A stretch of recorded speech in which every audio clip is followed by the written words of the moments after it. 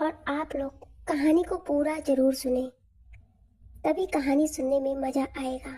और सुनने के बाद लाइक, कमेंट और सब्सक्राइब जरूर कर लें। निशा और अखिल अभी भी मिसेस कपूर को हैरानी से देख रहे थे, क्योंकि उन्होंने कहा था कि ईशानी की शादी मानो से कर देनी चाहिए। मानो तो निशा और अखिल को भी अच्छा लगता था, लेकिन उन्होंने कभी ऐसा सोचा नहीं था कि ईशानी की शादी वो मानो से करेंगे। तभी अखिल ने कहा, आंटी, हम भी जानते हैं कि मानो एक अच्छा इंसान है, लेकिन अब कैसे उसकी शादी भाभी से कर सकते हैं? क्या वो ईशानी को ऐसे अपनाएगा? क्या वो भाभी को संभाल पाएगा? उसके इतना कहते ही मिसेस कपूर ने कहा कि वो पहले ही मानो से बात कर चुकी है और वो तैयार भी है। उनकी ये बात और भी ज्यादा शॉकिंग थी। तभी उन्हें मानो आता दिखा। उसे देखकर अखिल ने उसे बैठने को कहा और उससे पूछा कि वो क्यों भाभी से शादी करना चाहता है। क्या वो भाभी की कंडीशन को जानता है? उसकी बात पर मानो कहा, जब मुझसे आंटी जी ने कहा तो मैंने सिर्फ इसलिए हाँ नहीं की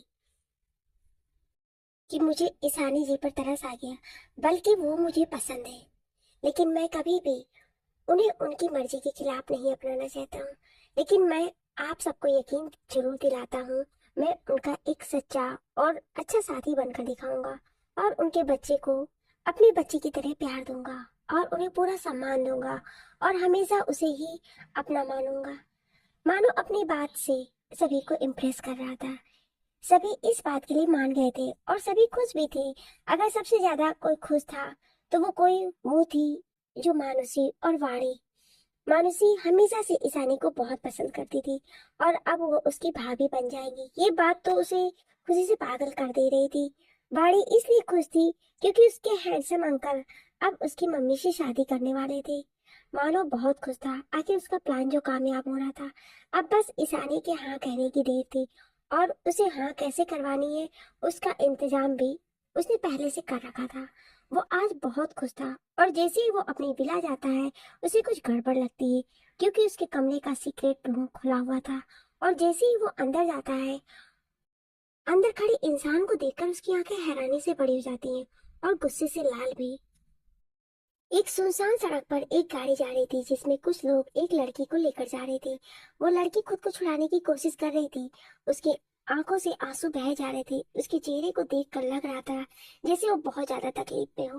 हालांकि वो लड़की उसके साथ कुछ गलत नहीं किए थे और ना ही करने वाले थे, लेकिन कुछ तो था जो उस लड़की को बहुत दर्द दे रहा था।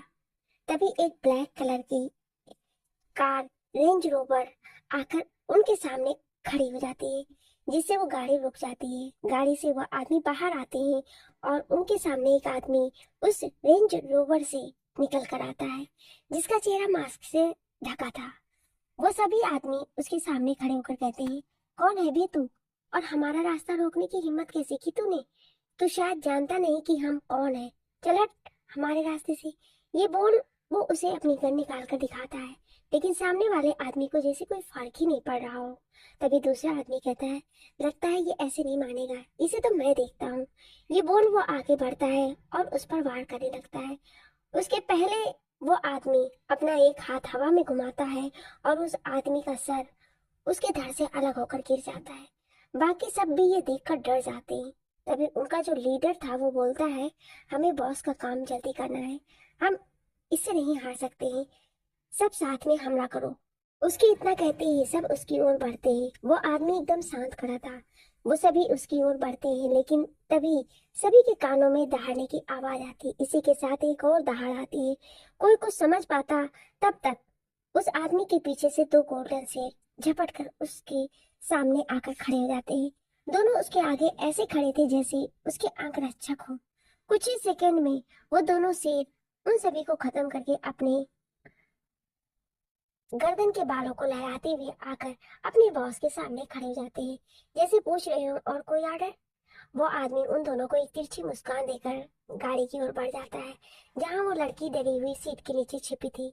उसने अपना हाथ बढ़ाया और उस लड़की को बाहर आने का इशारा किया। वो लड़की डर से न सिर हिलाती है और पीछे खिसकने लगती है। तभी वो आदमी अपना मास्क हटा देता है। उसका मास्क हटते ही वो लड़की हैरान हो जाती है और उसकी आंखों से आंसू बहने लगता है। वो हकलाती हुई कहती है, भाई आप? वैसे चुप रहने का इशारा करता है। फिर वो लड़की बाहर आती है, लेकिन उन शेरों को देखकर फिर डर से उसके पीछे छुप जाती है। इसलिए वो उन शेरों को इशारा करता है, जिससे वो वापस चले जाते हैं। वो वहां से जाकर उस लड़की को लेकर गाड़ी में बैठता है और सिर्फ इतना कहता है, कंट्रोल दिस सिचुएशन। वहीं दूसरी ओर मेंशन में मिस्टर कपूर और मिसेस कपूर के साथ अखिल और निशा भी ईशानी के कमरे में बैठे थे। ईशानी ने वाड़ी को अपनी गोद में लिए बैठी थी और सभी की ओर देखकर कहती है, आप सब यहाँ, ऐसी कोई बात है क्या? उसकी बात पर मिस्टर कपूर कहते हैं, ईशु बेटा, हमने आज तक कभी तुम्हें किसी बात के लिए फोर्स नहीं किया। तुम्हें हर बात की आजादी थी। तुम हमारा बिजनेस नहीं संभालना चाहती थी, हम मान गए। तुम डॉक्टर बनना चाहती थी, हम मान गए। तुमने राहुल से शादी की बात की, हमें वो बिल्कुल भी पसंद नहीं था, फिर भी हमने तुम्हारी बात मानी। लेकिन आज हम तुमसे एक गुजारिश करना चाहते हैं। हमारी उम्र हो चुकी है और हम तुम्हें ऐसे नहीं देख सकते हैं। हम नहीं चाहते कि हमारी बच्ची जिंदगी भर ऐसे दुख में रहे। क्या तुम हमारी एक बात मान सकती हो? ईशानी को ना जाने क्यों, लेकिन कुछ ठीक नहीं लग रहा था। उसने अटकते हुए कहा, आप कहना क्या चाहते हैं, साफ साफ बोलिए। उसकी बात पर मिसेस कपूर ने कहा, ईशु, हम चाहते हैं कि तू शादी कर ले।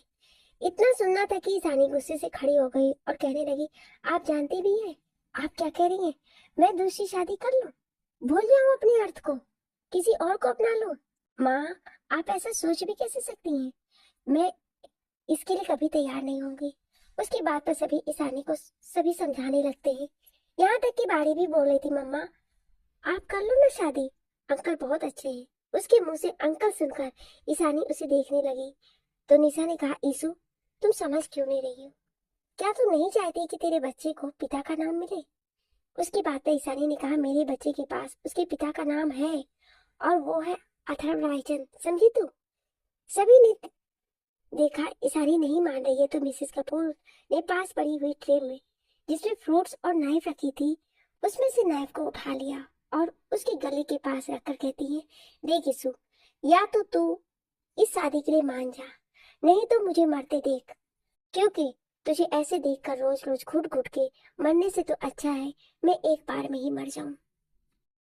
उन्हें इस तरह से देखकर सभी हैरान थे। ईशानी भी डर गई। वो अपनी माँ से चाकू को हटाने की जिद कर रही थी, लेकिन वो मानने को तैयार ही नहीं थी। अंत में ईशानी को हार मानना पड़ा और वो मजबूरी में हाँ बोल देती है। उसके हाँ बोलते ही वो चाकू हटा लेती है और ईशानी को गले लगा लेती है। वहीं खड़े किसी को भी ये अच्छा नहीं लगता है, लेकिन सभी जानते थे कि इसी में ही उसकी भलाई है। उन सभी के जाने के बाद ईशानी अपने कमरे का दरवाजा बंद करके वहीं बैठकर रोने लगती है। आज वो खुद से हार गई थी। ऐसे ही दिन निकल गए और 2 दिन बीत गया। इस बीच ईशानी किसी से बात नहीं कर रही थी। सभी ने सोचा उसे कुछ टाइम लगेगा। ईशानी और मानो की शादी की तारीख निकालने पंडित जी आ गए थे। उन्हें भी मानो ने भेजा था, जिन्होंने कहा कि आज से 3 दिन बाद का मुहूर्त है, जिसे सुनकर सभी ने दूसरी तारीख के लिए कह दी। उन्होंने कहा कि अब 2 साल तक इन दोनों के कुंडली के हिसाब से कोई मुहूर्त नहीं है। मानो ने सबकी ओर देखकर कहा, आप सब लोग तीसरे दिन की डेट फिक्स कर दीजिए। उसकी बात पर निशा ने कहा, लेकिन बाकी की रस्में? तो मानो ने कहा कि अगर बाकी की रस्में करेंगे तो शायद ईशानी को और हर्ट हो, और वो नहीं चाहता है कि उसे हर्ट हो, और रस्मों का होना ईशानी से ज्यादा जरूरी नहीं है। सभी उसकी बात से खुश थे कि वो ईशानी को इतना समझ रहा है। तभी अखिल ने उससे पूछा कि मानुसी 3 दिन से नहीं दिख रही है। तो मानो का चेहरा थोड़ा उदास हो गया। निशा के पूछते पूछते बताया कि वो वापस चली गई है, माँ नहीं चाहती कि वो उसके साथ रहे। अखिल ने पूछा, ऐसा क्यों? तो उसने कहा कि उसकी माँ उसे पसंद नहीं करती है, क्योंकि उसकी माँ उसके पिता को छोड़कर किसी अमीर आदमी के पास चली गई थी। उस समय मानुसी छोटी थी और वो 10 साल का था। उसने अपनी माँ को छोड़कर अपने पिता को चुना था, इसलिए वो उसे पसंद नहीं करती है और उन्होंने मानुसी को भी उससे अलग कर दिया। ये सब कहते हुए वो बहुत ही उदास लग रहा था। सभी को उसकी बात से बहुत दुख हुआ, लेकिन कोई कुछ नहीं कर सकता था।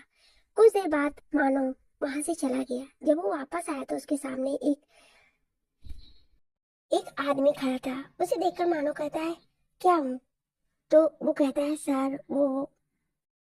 मानो गुस्से से, क्या हुआ, बोलो जल्दी। उसके इतना कहते हुए आदमी बोलता है, सर वो एक्सीडेंट हो गया और कोई नहीं बचा, वो भी नहीं। ये सुनकर मानो हिल जाता है और सोफे पर गिरकर कहा, मैं ऐसा नहीं चाहता था, लेकिन क्या करूं, तुमने मेरे सामने कोई रास्ता नहीं छोड़ा था छोटी। कोई बात नहीं, शतरंज में रानी को जीतने के लिए कुछ प्यादों को मारना पड़ता है। ये बोल वो अपने कमरे में चला जाता है। 3 दिन बाद अतर्क का मेंशन दुल्हन की तरह सजा हुआ था। चारों तरफ मेहमानों का जमावड़ा भरा हुआ था।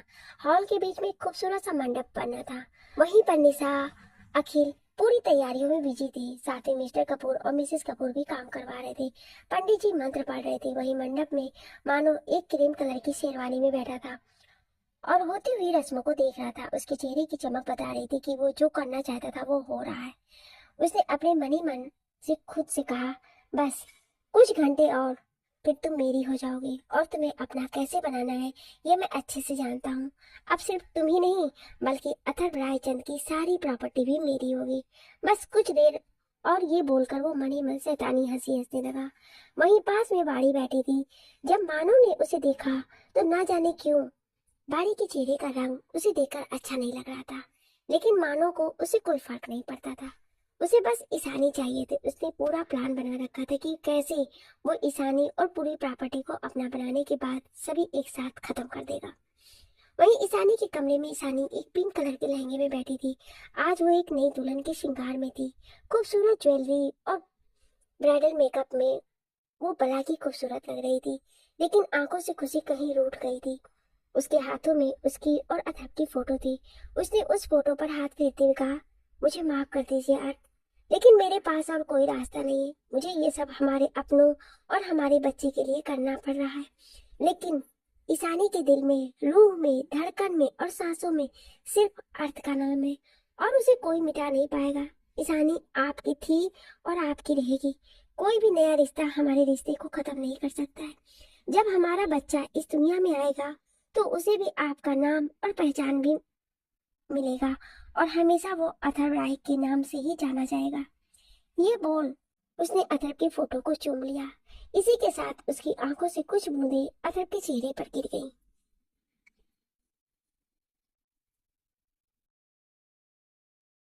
वो अथर्व के चेहरे को अपनी आंखों में बसा ही रही थी कि उसे कुछ एहसास होता है, जैसे कोई उसके पीछे खड़ा है। जैसे ही वो अपनी नजरें उठाती है वो डर जाती है, क्योंकि उसके पीछे एक आदमी खड़ा था जिसने खुद को पूरी तरह से कवर किया हुआ था। उसने एक ब्लैक आउटफिट पहनी हुई थी। उसका चेहरा ब्लैक कलर के मास्क से ढका था। अगर कुछ दिख रहा था तो वो थी उसकी आंखें। ईशानी खड़ी होकर कहती है, कौन हो तुम और अंदर कैसे आए? ये बोल वो भागने लगती है, लेकिन सामने वाला आदमी फुर्ती से उसे पकड़कर उसके मुंह को बंद कर देता है। ईशानी खुद को छुड़ाने के लिए स्ट्रगल करने लगती है, लेकिन नहीं छुड़ा पाती। जैसे ही ईशानी की नजर उस आदमी की आंखों पर जाती है, उसकी आंखें बड़ी बड़ी हो जाती हैं और उसकी आंखों से आंसू बहने लगता है। इसी के साथ वो बेहोश होकर उसकी बाहों में झूल जाती है। ईशानी को बेहोश देखकर वो आदमी उसे अपनी बाहों में उठाकर जहां से आया था वहीं से चला जाता है, लेकिन जाने से पहले वो मिरर पर कुछ लिख कर जाता है। नीचे पंडित जी कहते हैं, कन्या को बुलाइए। उनके इतना कहते ही निशा और मिसेस कपूर ईशानी के कमरे की हो जाती हैं, लेकिन जैसे ही वो कमरे में कदम रखती हैं उनकी आंखें हैरानी से बड़ी हो जाती हैं, क्योंकि ईशानी कमरे में नहीं थी। उन दोनों ने उसे बहुत ढूंढा, लेकिन वो कहीं नहीं मिली। तभी उनकी नजर सामने मिरर पर पड़ती है। वो शब्दों को पढ़कर दोनों परेशान हो जाती है। निशा जल्दी से भागकर नीचे जाती है और अखिल से कहती है जो सब उसने कमरे में देखा। अखिल उस समय मानो के पास ही बैठा था, इसलिए उसने भी सब सुन लिया। कुछ ही सेकंड में वो दोनों भागते हुए ईशानी के कमरे में पहुंचते हैं तो वो मिरर में पर लिखा था, Ishani is only my right, she is only mine and I am taking her away. ये मैसेज पढ़कर तो मानो का दिमाग ही खराब हो गया। उसने गुस्से से टेबल पर लात मारते हुए कहता है, किसकी इतनी हिम्मत हुई मेरी ईशानी को मुझसे दूर करने की? मैं उसे जिंदा नहीं छोड़ूंगा। ये बोल उसने अपना फोन उठाया और अपने आदमी से ईशानी को ढूंढने को कहा। फिर वो खुद भी निकल गया।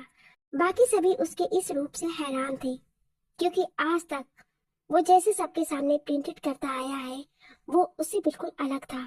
और उसने ईशानी की मेरी ईशानी कहा, बल्कि वो तो हमेशा ऐसा कहता था कि वो ईशानी से शादी सिर्फ इसलिए कर रहा है क्योंकि उसे ईशानी और इस परिवार की चिंता है और वो उसके बच्चे को अपना नाम देना चाहता है ताकि वो दुनिया में आए तो उसके सर पर पिता का साया हो।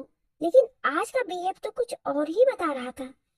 सभी ने इस बात को इग्नोर किया क्योंकि ईशानी को ढूंढना अभी जरूरी था। वो प्रेग्नेंट थी और इस हालत में उसका किडनैप होना दोनों के लिए खतरा था। सभी परेशान थे। अखिल भी उसे ढूंढने जा चुका था।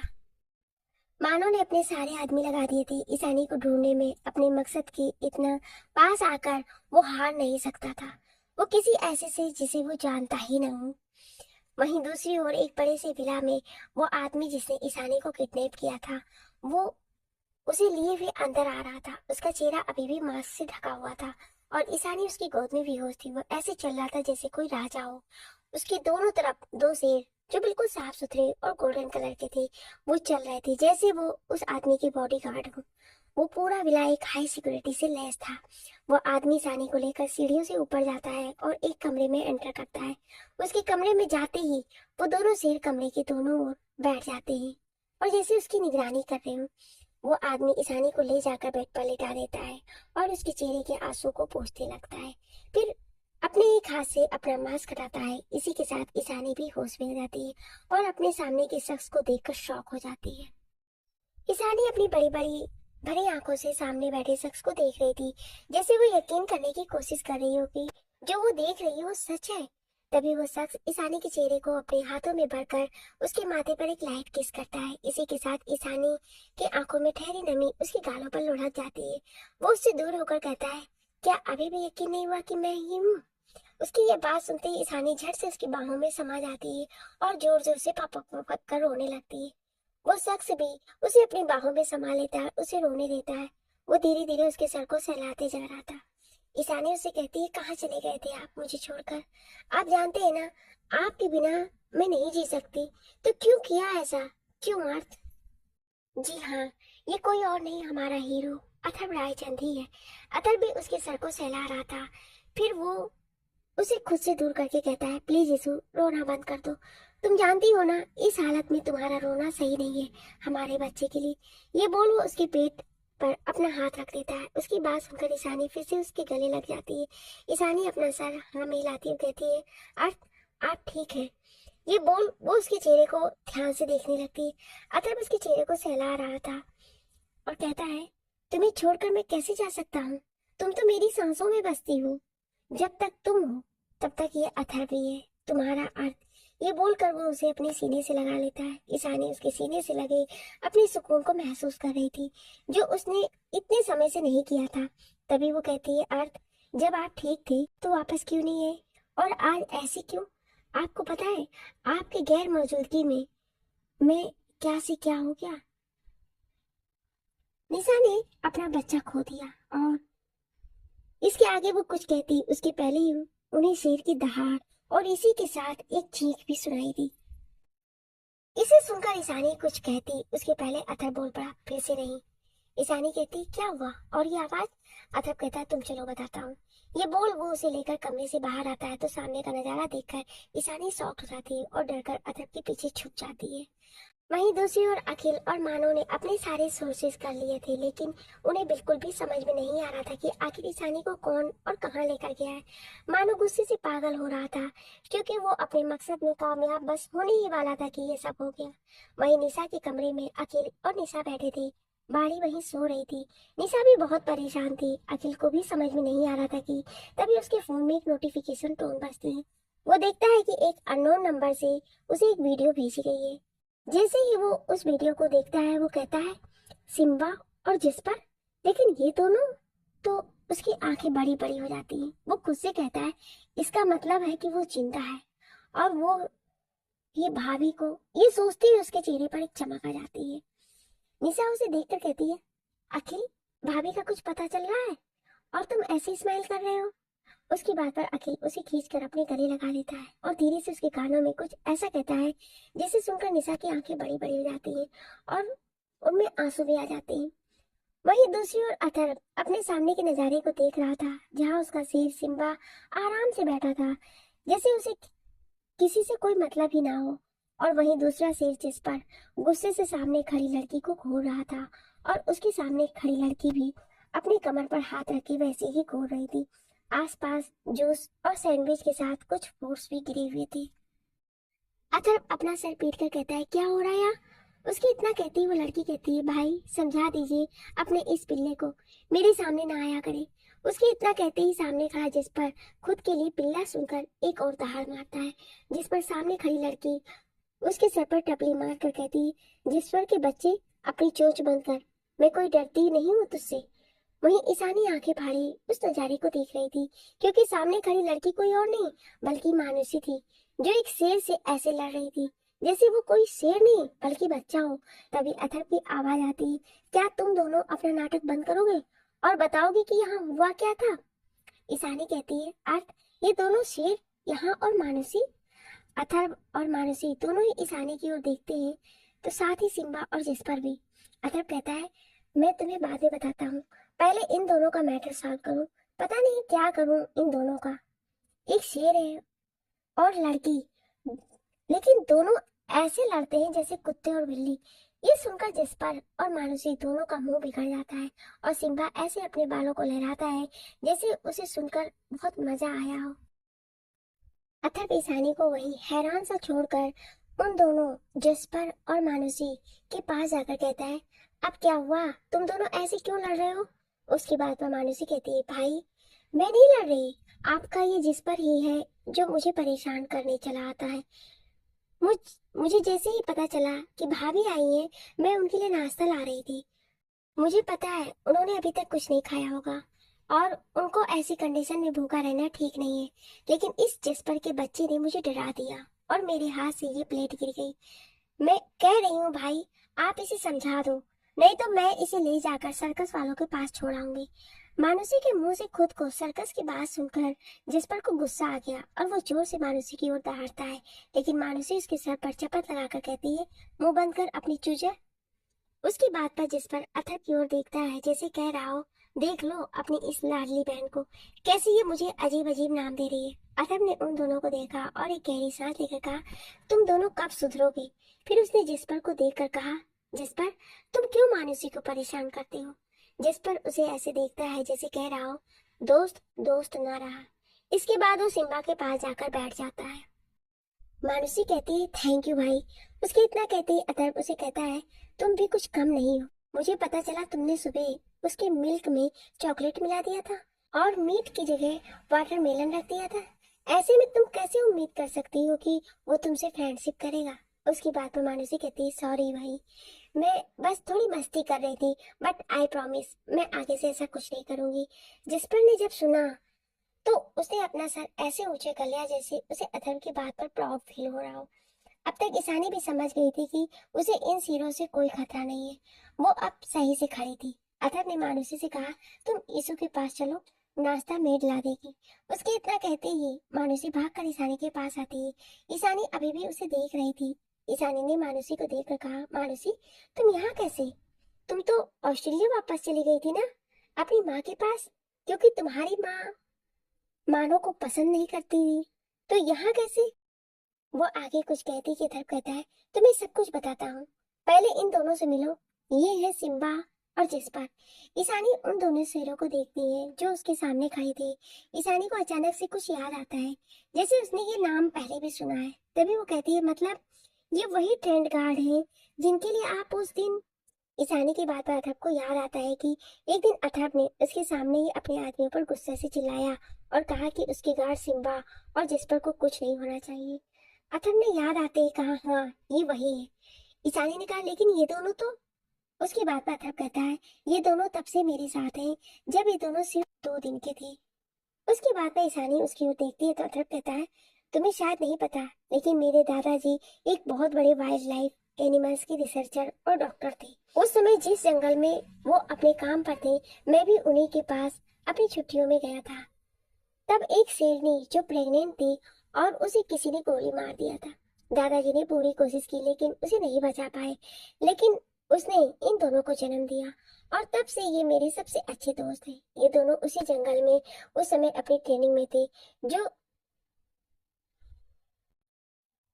जो उस खाई में पड़ता था। आज मैं सही सलामत हूँ तो उसमें कहीं ना कहीं इन्हीं दोनों का हाथ है। ईशानी ने जब ये सुना तो उसकी आंखें हैरानी से बड़ी हो जाती हैं, क्योंकि उसे यकीन ही नहीं हो रहा था कि इंसान को अपना खाना समझने वाला एक जानवर एक इंसान की जान भी बचा सकता है।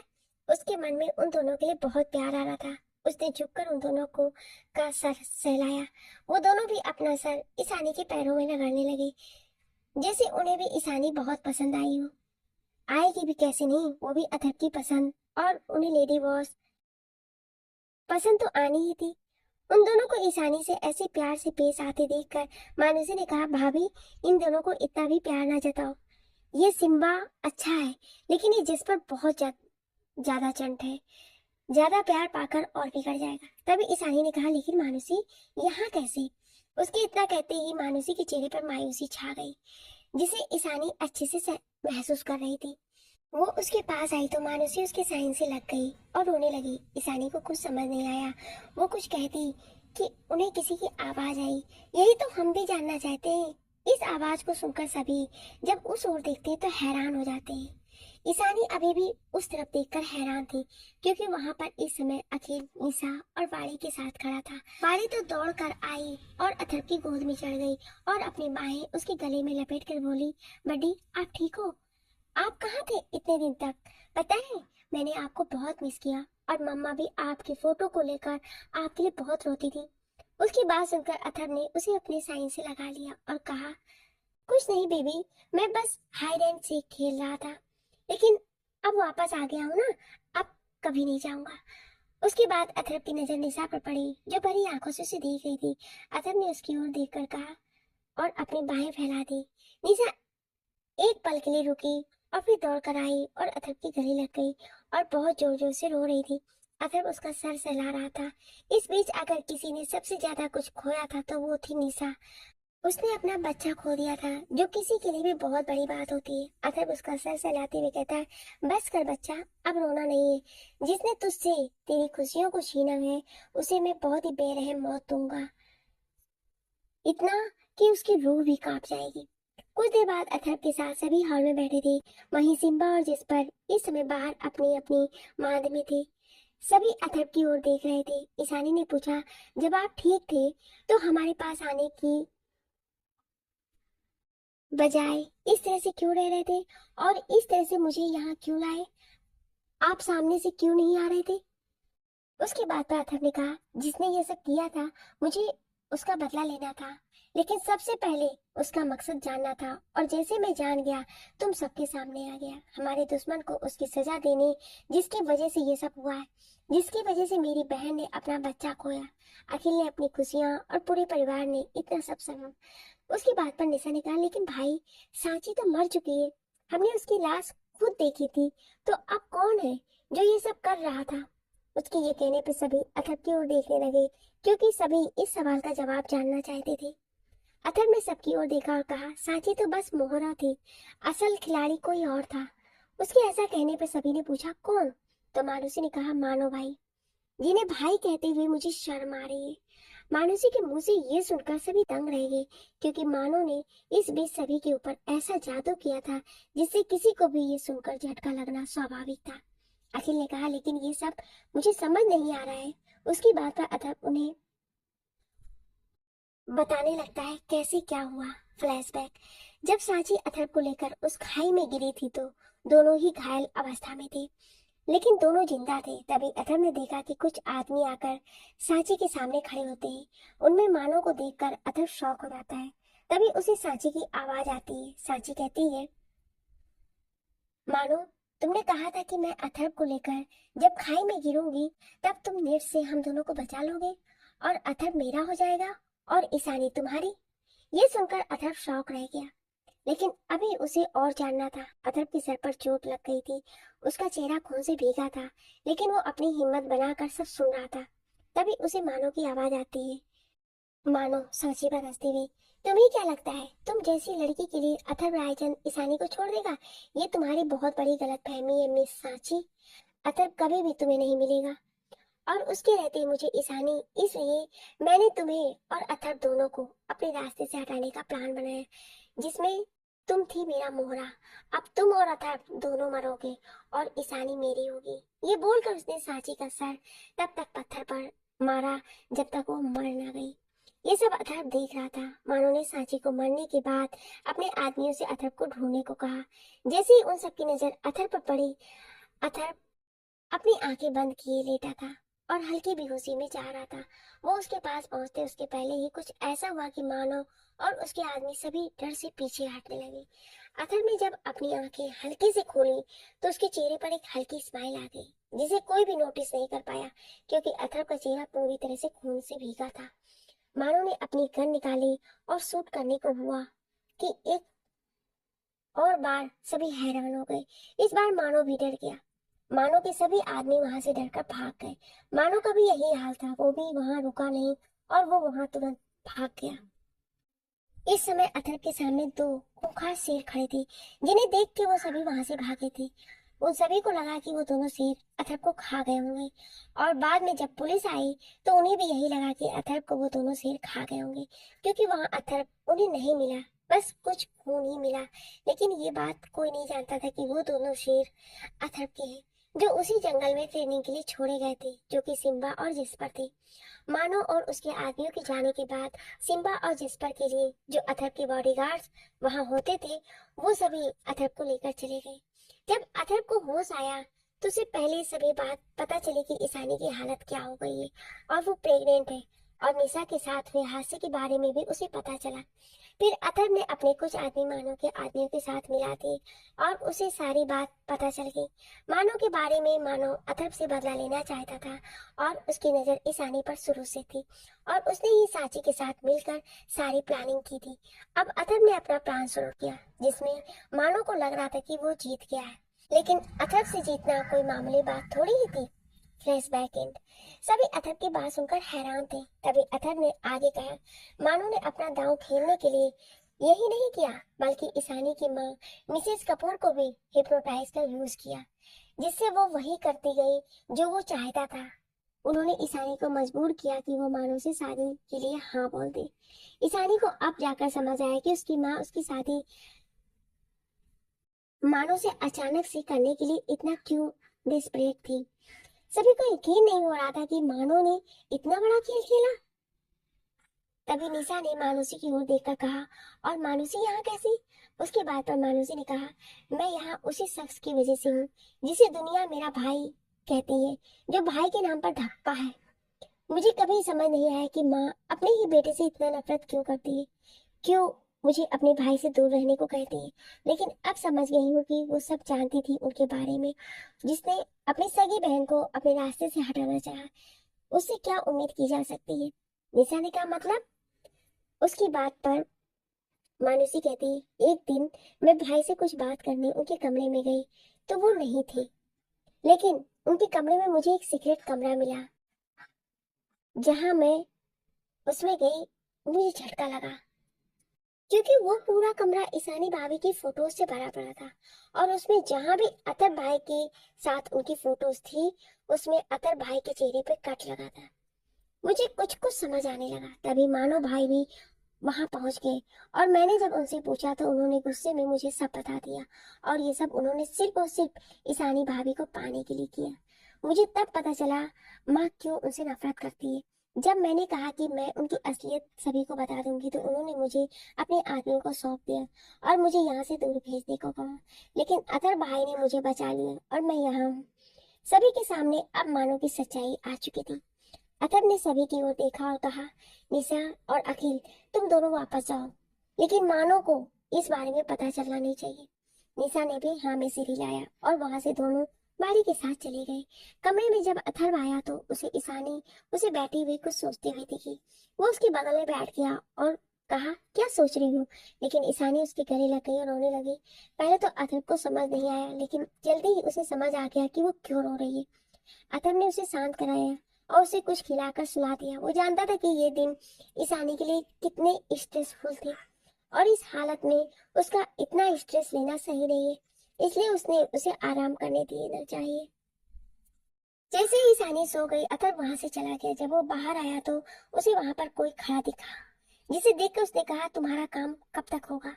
जिस पर उसने कहा, बस हो गया है, मुझे एक लीड मिली है, जल्द ही उसका सारा सच बाहर आ जाएगा, लेकिन सबसे पहले हमें अपने प्लान पर फोकस करना होगा। अगर भी हमें से हिला देता है, फिर वो उसके साथ मिलकर प्लानिंग में डिस्कस करने लगता है। वो अपने सामने बैठे आदमी से कहता है, मुझे ये सब बस 3 दिन में चाहिए, उसके लिए जो हो सकता है करो। सामने वाला आदमी भी हाँ में सिर हिला देता है। जैसे ही वो बाहर जाने लगता है, उसे वहां ईशानी दिखती है। अथर्व के साथ के आदमी को देखकर वो हैरान रह गई। वो कहती, तुम यहाँ कैसे, और अथर्व के साथ तुम तो। अथर्व भी ईशानी को जगा हुआ देखकर हैरान हो जाता है। ईशानी अभी भी हैरानी भरी नजरों से अपने सामने खड़े इंसान को देख रही थी, जो कोई और नहीं बल्कि विराज था। विराज को वहां देखकर ईशानी बहुत ही ज्यादा शॉक थी। वो उसकी तरफ देखकर कहती, तुम यहाँ कैसे हो। विराज अथर्व की ओर देखकर कहता है, तुम ईशानी को बताओ, मैं जाता हूँ, मुझे जरूरी काम है। ये कहकर वो वहां से चला गया। ईशानी उसे घूर कर जाते हुए देख रही थी। उसने कहा, इसकी हिम्मत कैसी है मुझे इग्नोर करने की, और बिना मेरे सवालों का जवाब दे चला गया। इसे तो मैं, ये कहकर वो आगे बढ़ने लगी, लेकिन तभी अथर्व ने उसे पीछे से पकड़ लिया और कहा, उसे छोड़ो, और तुम बताओ, तुम यहाँ क्या कर रही हो, तुम तो सो रही थी ना। ईशानी ने उसकी ओर देखा और कहा, वो आप रही थी ना, तो मेरी नींद टूट गई और मैं आपको ढूंढते ढूंढते यहाँ चली आई, और यहाँ देखकर तो मैं खुद ही शॉक हो गई कि विराज यहाँ कैसे, ये तो ऑस्ट्रेलिया में था ना। उसके बाद पाथर ने कहा, चलो मैं तुम्हें बताता हूँ। ये कहकर वो ईशानी को अपनी गोद में लिया और वहां से उसे कमरे में ले जाकर बेड पर बैठा दिया। वहां बैठकर वो बोलता है, अब पूछो क्या पूछना है। उसके बाद से ईशानी कहती है, वही जो मैं तब से पूछ रही हूँ। तो अथर्व कहता है, मुझे विराज उस समय मिला जब मैं जख्मी हालत में यहाँ लाया गया था। जब मैं होश में आया था तो मुझे विराज मिला। मैंने उससे पूछा तो उसने बताया कि उसे मेरे आदमियों ने किडनैप करके यहाँ लाया है। उसके बाद ईशानी अपनी आंखें बड़ी बड़ी करके कहने लगी, क्या, लेकिन ऑस्ट्रेलिया से उसे यहाँ लाया गया है? अदर ने कहा, नहीं, उसे ऑस्ट्रेलिया से नहीं बल्कि इंडिया से किडनैप किया गया है। वो अपने किसी केस के सिलसिले में यहाँ आया था और मेरे आदमी उसे किडनैप करके लेके चले आए मेरा इलाज करने के लिए। उसकी ये बात सुनकर ईशानी को हंसी आ गई। फिर उसने कहा, आप लोग किस काम के बारे में बात कर रहे थे? अथर्व ने कहा, विराज को तो तुम जानती हो, वो भी एक अच्छा हिप्नोटाइजर है। उसके बाद तो ईशानी ने हाँ में सिर हिलाया। तो अथर्व ने कहा, वो यहाँ पर तुम्हारी मॉम को मानो के हिप्नोटाइज से बाहर निकालने के लिए गया है। मानो को सिर्फ वो ही बीट कर सकता है इस काम में। उसकी बात पे ईशानी ने हाँ में सिर हिलाती है। अतः फिर उसे सोने को कहता है, लेकिन ईशानी कहती है कि उसे भूख लगी है। उसकी बात पर अतः कहता है, बताओ तुम्हें क्या खाना है।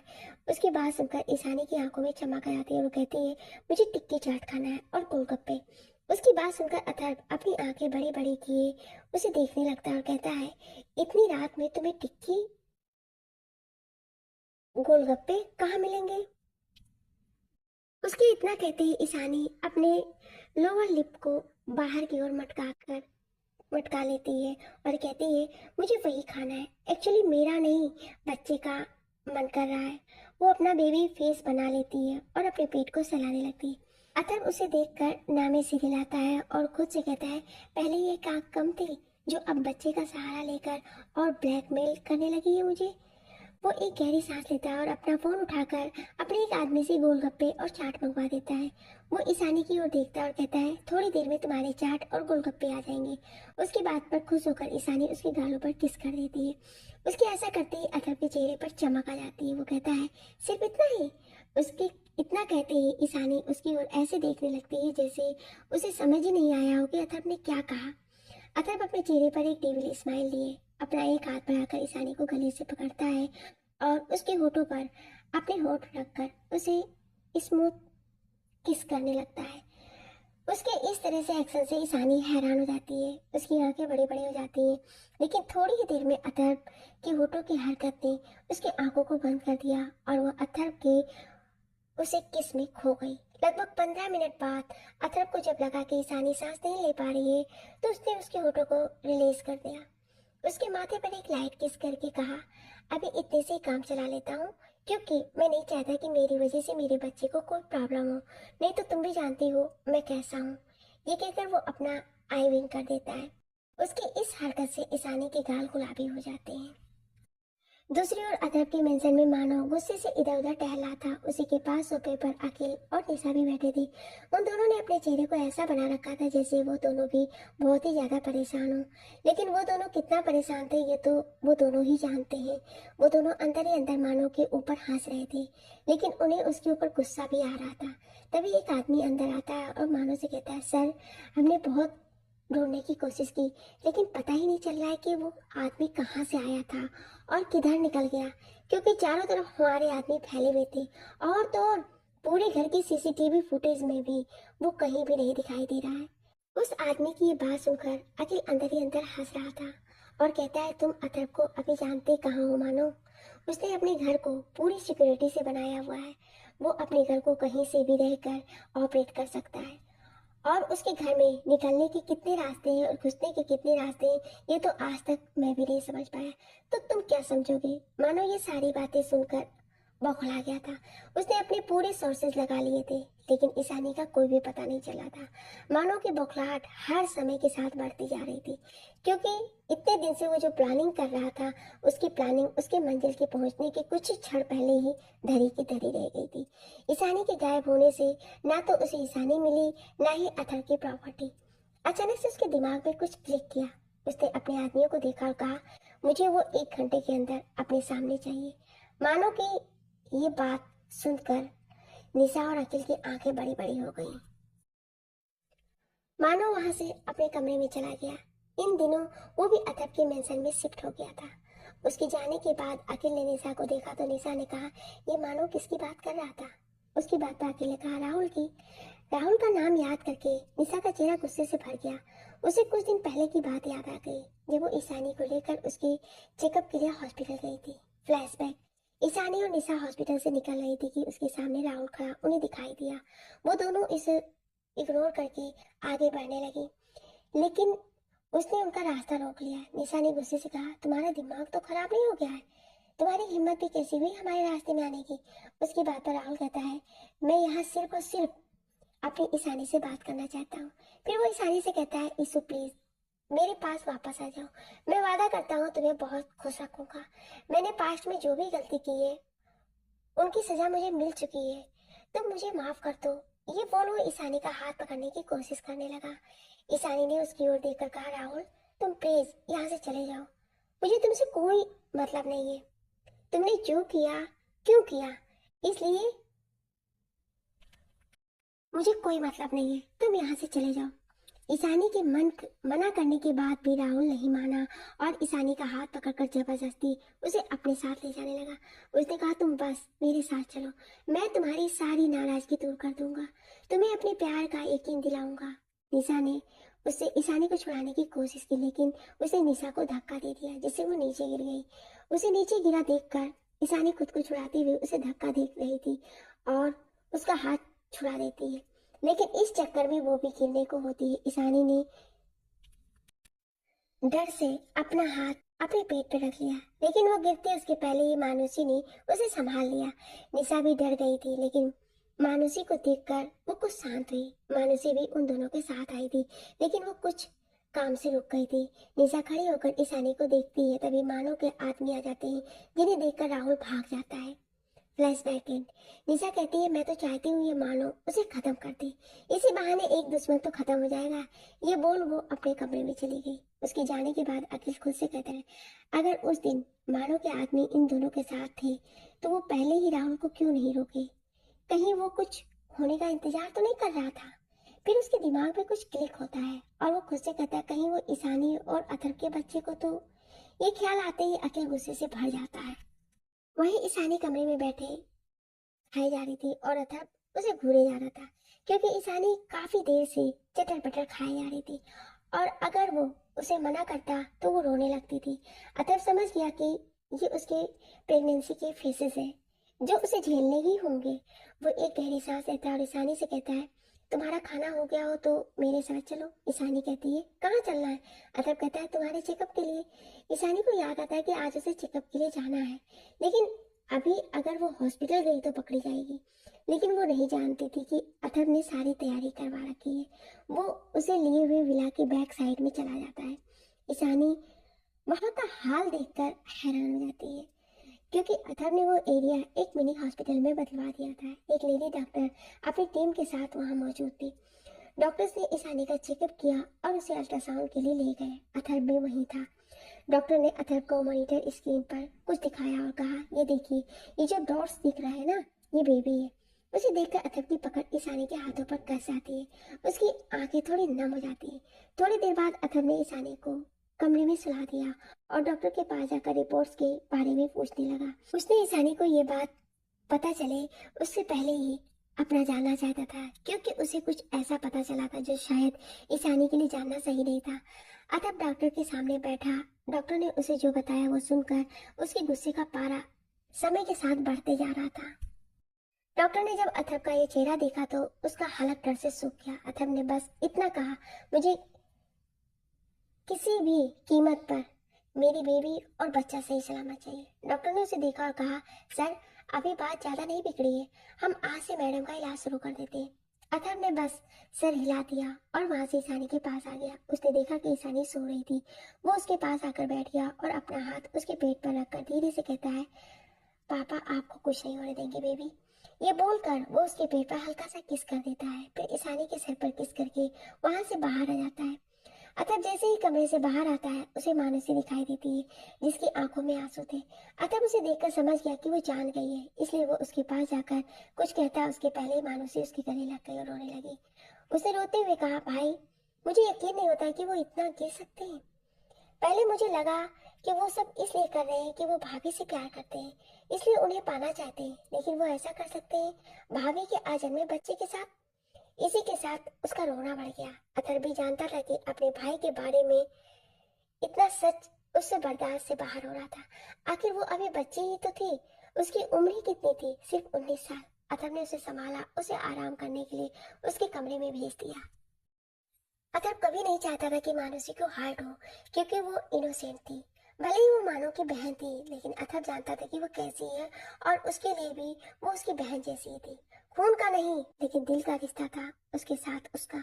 मानुषी को वो दिल से अपनी बहन मानता था। वहीं अखिल को भी यही बात पता चल गई।